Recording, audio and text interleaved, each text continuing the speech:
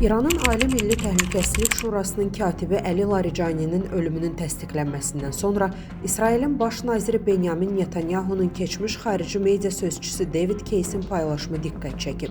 Global Info xəbər verir ki, Case martın 13-də etdiyi paylaşımda İsrailin növbəti hədəfinin Laricani olduğunu vurğulayıb.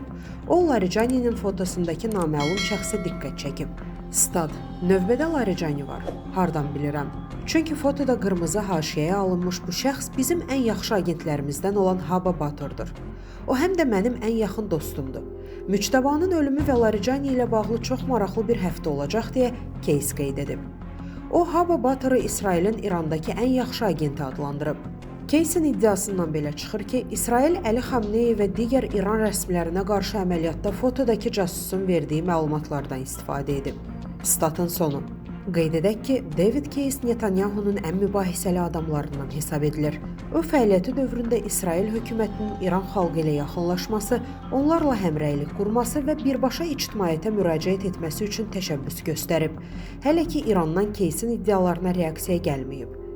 Əziz izləyicilər, xəbərlərdən məlumat əldə etmək üçün kanalımıza abunə ola bilərsiniz.